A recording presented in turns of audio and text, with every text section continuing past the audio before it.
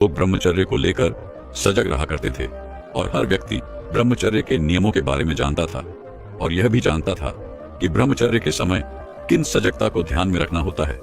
लेकिन बीच में समय कुछ ऐसा रहा जिसमें ब्रह्मचर्य की अवधारणा बिल्कुल लुप्त सी हो गई और लोग अपने मनमानी का आचरण करने लगे। और ज्यादा दिक्कत तो तब आई जब इस आधुनिकता का प्रभाव लोगों पर पड़ने लगा और लोगों के पास इंटरनेट और मोबाइल पहुंचने लगा। और इसका परिणाम यह हुआ कि लोग ब्रह्मचर्य का पालन करने का छोड़ो, लोग ब्रह्मचर्य का मतलब तक भूल गए, क्योंकि यह आधुनिकता लोगों को वैसी चीजें उपलब्ध करवाने लगी जो लोगों के ब्रह्मचर्य को तोड़ने लगी। और लोग अपने मोबाइल में ऐसी चीजें खोजने लगे और ऐसे चलचित्र देखने लगे जिनसे कि हमारी युवा पीढ़ी को बहुत ही बड़ी बड़ी क्षति झेलनी पड़ी। ये क्षति लोगों को अपने शरीर पर देखने को मिली, मानसिक स्तर पर देखने को मिली। लोग इससे बहुत चिंतित हुए और इसको सही करने के लिए हर संभव प्रयास करने लगे और धीरे धीरे ब्रह्मचर्य की अवधारणा फिर लोगों में आने लगी। और आज लोग ब्रह्मचर्य के बारे में सजग हो रहे हैं और इसके मतलब को समझकर इसे अपनाने का प्रयास कर रहे हैं। गौतम बुद्ध ने ब्रह्मचर्य के पालन पर अपने बहुत सारे उपदेशों में उपदेश दिया और आज हम इसी विषय पर बात करने वाले हैं कि ब्रह्मचर्य की क्षति जो हमें होती है उसको कैसे ठीक किया जाए, उसको कैसे सुधारा जाए। आज हम बात करेंगे ऐसे ही वीर्यवर्धक योग के बारे में जो आपको वीर्य क्षति से नुकसान होता है उसको ठीक करेगा। इसके साथ साथ तुम्हें कुछ और चीजों के बारे में ध्यान देना होगा। आप उन पर ध्यान देंगे तो आपको और भी अधिक लाभ प्राप्त होंगे और तेजी से आपको लाभ प्राप्त होंगे। चलिए सारी बातें बड़े विस्तार से और आसान शब्दों में समझते हैं। एक बार एक बौद्ध भिक्षु अपने कुछ शिष्यों के साथ एक आश्रम में रहा करते थे। वह गुरु अपने सभी शिष्यों को रोजाना उपदेश दिया करते थे और जीवन में सही राह पर चलने का मार्गदर्शन दिया करते थे। एक बार एक नौजवान लड़का उन गुरु के पास आता है और आकर उन गुरु से कहता है कि हे गुरुवर, मैं अपने शरीर का नाश अपने ही हाथों कर चुका हूँ। मुझे कमजोरी और थकान हमेशा बनी रहती है, क्योंकि मैं जब 16 साल का था तभी से मुझे गलत कार्यों की आदत लग गई। तभी से मैंने अपने शरीर की शक्ति को पानी की तरह बहाना शुरू कर दिया। मुझे कुछ समय तो आनंद की अनुभूति हुई, लेकिन कुछ समय बाद ही मुझे समझ आ चुका था कि मैं अपने जीवन को बर्बाद कर रहा हूँ। इसीलिए गुरुवर, मुझे कोई ऐसा उपाय बताइए जिससे मैं अपनी ऊर्जा, अपने शरीर की शक्ति जो नष्ट हो चुकी है उसकी भरपाई कर पाऊं, ताकि मेरा शरीर पहले की तरह ऊर्जावान हो जाए। इसके बाद वह गुरुजी उस नौजवान लड़के से कहते हैं कि बेटा, इसका समाधान मैं तुम्हें विस्तार से बताता हूँ, तुम इसे बड़े ही ध्यान से सुनो। देखिए, अगर आपको किसी भी पात्र में किसी भी तरल वस्तु को सुरक्षित करना होता है तो यह अनिवार्य हो जाता है कि आप यह अच्छे से समझ लें कि उस पात्र में किसी भी तरह का कोई छेद नहीं होना चाहिए। अगर उस पात्र में कोई भी छेद होगा तो आप उसमें कुछ भी तरल पदार्थ डालेंगे तो वह नीचे से निकलता रहेगा।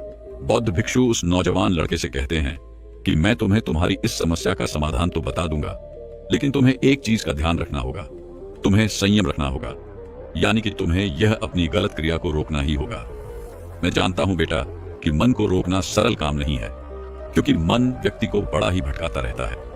और बेटा, जैसा तुम्हारा आज से पहले का जीवन रहा है, आज से पहले की तुम्हारी जीवन की यादें रही हैं, उस हिसाब से तुम्हारे मन को रोकना इतना आसान नहीं होगा। तुम्हारे मन में वही विचार आएंगे और फिर तुम्हारा मन फिर से वही क्रिया करना चाहेगा। लेकिन अगर आप एक संकल्प लेते हैं कि आज से मैं यह सब गलत क्रियाएं छोड़ दूंगा, नहीं करूंगा, तो आप धीरे धीरे अपने मन पर काबू कर पाएंगे। और कुछ दिनों के संकल्प के बाद एक समय ऐसा आएगा जब आप अपने मन पर विजय हासिल कर लेंगे। लेकिन अगर आप क्रियाओं को नहीं रोकेंगे और निरंतर अपनी क्रियाओं में लीन रहेंगे तो आपको वह समय कभी नहीं मिलेगा जब आप अपने मन पर काबू कर पाए। आप निरंतर क्रियाएं करते रहेंगे और परेशान होते रहेंगे और आपको लगेगा कि मेरा कुछ भी नहीं हो सकता है और आप अपने विचारों की तरफ ध्यान नहीं दे पाएंगे। लेकिन दूसरी ओर जब आप अपनी क्रियाओं को रोक लेते हैं तो तुम अपने विचारों को सोचने की तरफ आगे बढ़ोगे और तुम फिर यह सोचोगे कि मैं अपने विचारों को देखता हूँ और फिर तुम देखोगे कि मैं इसे कैसे सुधार सकता हूँ। इसीलिए बेटा, सबसे पहली बात तो यही है कि जब तक तुम अपनी क्रियाओं को नहीं रोकोगे तब तक कुछ भी संभव नहीं है। इसीलिए सबसे पहले अपनी क्रियाओं को रोके। इसके बाद बौद्ध भिक्षु आगे कहते हैं कि बेटा आइए, सबसे पहले मैं तुम्हें कुछ नियम बताता हूँ जिनको तुम्हें अपने जीवन में अपनाना होगा, तभी तुम इन समस्याओं से बाहर निकलोगे। जो नियम मैं तुम्हें बता रहा हूँ वह नियम आज से पहले भी हजारों लोगों की जिंदगी बदल चुके हैं। इसीलिए इन नियमों को ध्यान से समझे और इनका पालन करें।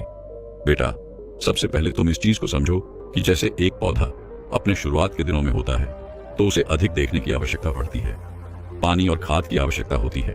लेकिन जब वही पौधा एक पेड़ बन जाता है तो उसे ज्यादा देखने की आवश्यकता नहीं पड़ती है। और ठीक इसी प्रकार का हमारा शरीर होता है। जब कोई व्यक्ति 16 से 20 साल की उम्र का होता है तो उसे अधिक देख रेख की आवश्यकता पड़ती है, क्योंकि उस समय व्यक्ति का शरीर विकसित हो रहा होता है, लेकिन व्यक्ति इसी समय में अपने शरीर का नाश कर लेता है।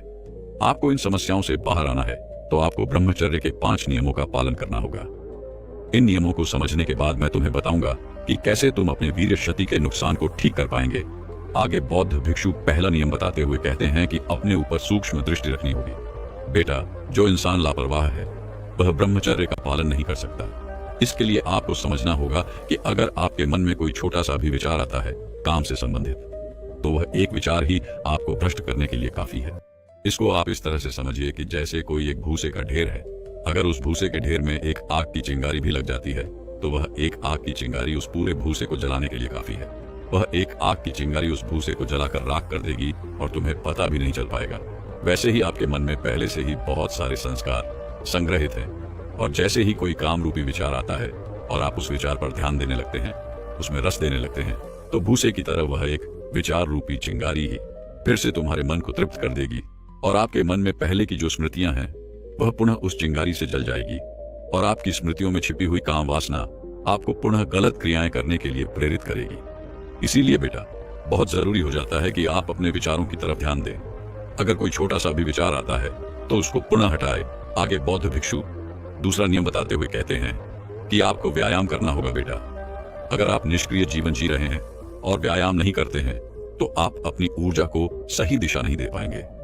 आपने ब्रह्मचर्य का पालन तो किया, ऊर्जा भी संग्रहित की, लेकिन ऊर्जा का प्रयोग आप ठीक ढंग से नहीं करेंगे तो वेग बनेंगे और गलत स्थानों पर आपकी ऊर्जा खर्च होना शुरू हो जाएगी। इसीलिए रोजाना आप 1 घंटे के लिए ऐसा मजबूत व्यायाम करें जिसमें आपका पसीना निकले, जिसको करने से आप थके, जिससे कि आपके शरीर में टूट फूट है, मांसपेशियां ब्रेक होती है, आपकी ऊर्जा करें। इसके बाद गुरुजी 5वां नियम बताते हुए कहते हैं कि अपने आहार पर भी ध्यान दें। ब्रह्मचर्य का पालन करते समय लोगों को यह परेशानी आती है कि वह प्याज और लहसुन के प्रयोग पर नियंत्रण नहीं कर पाते हैं, क्योंकि लहसुन प्याज ब्रह्मचर्य पालन करने वाले व्यक्तियों के लिए सही नहीं है, लेकिन प्याज लहसुन से भी बुरा आपके लिए बासी भोजन होता है, जैसे कि जंक फूड, फास्ट फूड आदि। इसीलिए आप पहले उन चीजों को छोड़ने का प्रयास करें जो आपके लिए ज्यादा हानिकारक है।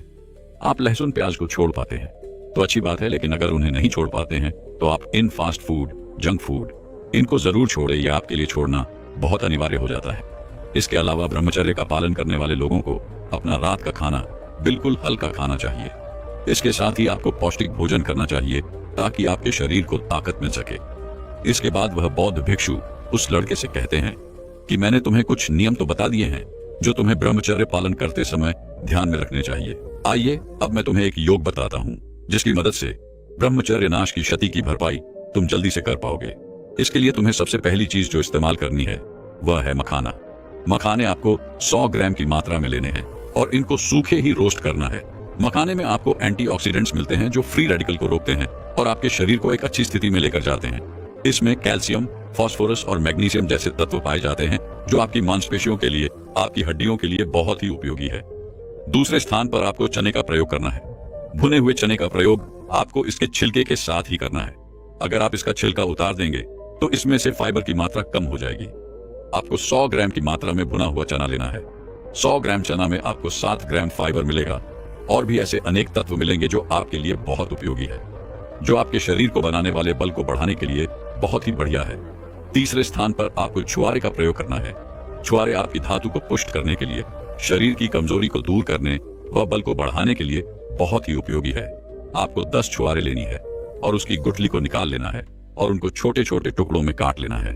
चौथे स्थान पर आपको सूट का इस्तेमाल करना है। सूट एक ऐसी चीज है जो आपकी जठराग्नि को बढ़ाने के लिए बहुत ही तेजी से काम करती है। जठराग्नि के बढ़ने के कारण जो भी आपके शरीर में जाएगा वह ठीक प्रकार से तुम्हारे शरीर को लगेगा। सूट से इस नुस्खे के सभी गुण आपको अच्छे से मिल पाएंगे, क्योंकि सूट आपके पाचन को सही करता है। आपको इस नुस्खे को बनाने के लिए 2 चम्मच की मात्रा में सूट लेना है। 5वें स्थान पर आता है मिश्री। आपको इसमें 100 ग्राम की मात्रा में मिश्री कूट कर डालनी है और इसका पाउडर बनाकर आपको इसमें डालना है।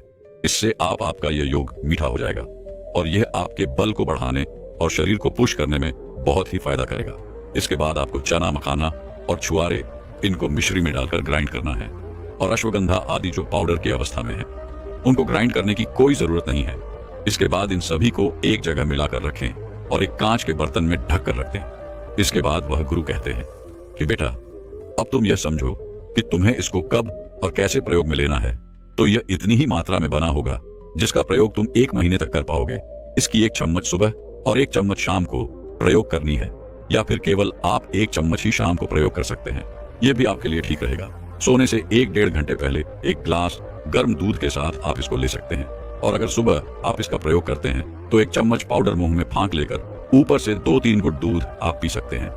इसके बाद वह गुरु उस लड़के से कहते हैं कि बेटा, यह आपका एक योग है, इससे आपको बहुत ही तेजी से और अच्छे वाले लाभ मिलेंगे। लेकिन बेटा, इस योग के साथ जो मैंने तुम्हें नियम बताए उनका भी तुम्हें विशेष रूप से ध्यान रखना होगा। इस दुनिया में कई सारे पावरफुल आकर्षण हैं, पैसा, पावर, पोजीशन और नशा, लेकिन काम वासना एक ऐसा नशा है जो इंसान को अंधा, गूंगा और बहरा बना देता है। जवानी का मौसम शुरू होते ही लोगों के दिलों में प्यार की कलियां खिलने लगती हैं, लेकिन प्यार को समझने के बदले लोग वासना की शिकार हो जाते हैं। फोन में आने वाले गंदे शुरू होने वाली कहानी गंदी तस्वीरों से होते हुए फाइनली गंदे वीडियोस पर जाकर रुक जाती है। लेकिन यहाँ पर कहानी खत्म नहीं होती। यहाँ से तो एक ऐसा चक्र शुरू होता है जिसका कोई अंत नहीं होता। गंदी वीडियो देखकर हस्तमैथुन का मजा लेना, और फिर मैं ये गलती कैसे कर सकता हूँ वाली फीलिंग के साथ खुद को कोसना, और दूसरे दिन वही रूटीन फिर से फॉलो करना। ऐसे ही खुद को कोसते कोसते एक ऐसा वक्त आता है जब हफ्ते में 1 बार मैथुन करने वाला इंसान रोज अपने ही हाथों से अपनी पूरी किस्मत लिखना शुरू कर देता है। लेकिन सबसे बड़ी बात यह है कि जब कोई गूगल पर जाकर सर्च करता है कि मैथुन सही है या गलत, तो काफी सारे प्रोफेशनल लोग ये बताकर मोटिवेट करते हैं कि अगर आप बहुत ज्यादा हस्तमैथुन करेंगे तो प्रॉब्लम हो सकती है, लेकिन हफ्ते में 1-2 बार करना सही है। लेकिन क्या आपको सच में लगता है कि आप हफ्ते में 1 बार ही मिथुन करेंगे?